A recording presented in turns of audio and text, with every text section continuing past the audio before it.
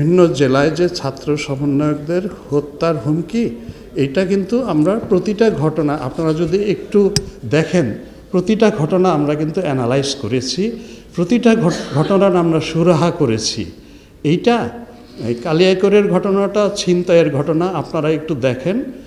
নারায়ণগঞ্জের ঘটনাটাও ছিনতাইয়ের ঘটনা, মোবাইল ছিনতাই।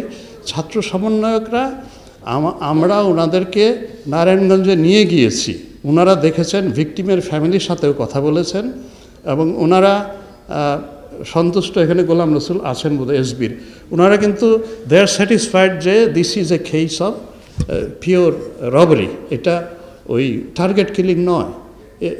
একই জিনিস কালিয়াকৈরের বেলায়ও। আর দুইটা হুমকি আছে, একটা হুমকি ময়মনসিংহে। আমরা সেই স্কুল ছাত্রকে কিন্তু অ্যারেস্ট করেছিলাম, ক্লাস 10-এর একটা ছাত্র। আমরা আবার তার বাবা মাকে জিম্মায় দিয়েছি এই কারণে যে সে বলেছে আমি প্র্যাঙ্ক করেছি। প্র্যাঙ্ক আমি জানি না, এগুলো জেনজির জিনিস, প্র্যাঙ্ক করা।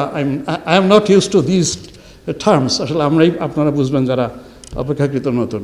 আরেকজনকে হুমকি দিয়েছিল যে ব্র্যাকের শাবাব মেহের ছাত্র, ওনাকে হুমকি দিয়েছিল। ওই আমার মনে হয় that is a real thing. ওনাকে আমরা সিরাজগঞ্জ থেকে ডিবি, এই যে পুলিশ কমিশনার আছেন ওনার ডিবিও সিরাজগঞ্জ থেকে ওনাকে অ্যারেস্ট করে এনেছে, ওনার নাম জাহিদ হাসান।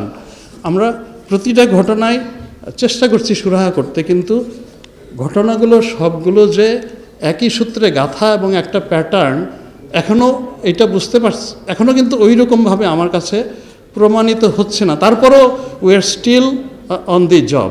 আমার মনে হয় যে ওই যে গোলাম রসুল আছেন অ্যাডিশনাল এসবি, উনি স্পেশালি এই পুরো জিনিসটা সমন্বয় করছেন। আমরা we are on the job. আমার মনে হয় যে এরকম কিছু যদি থাকে আমরা এটা প্রতিরোধ করতে পারবো ইনশাআল্লাহ।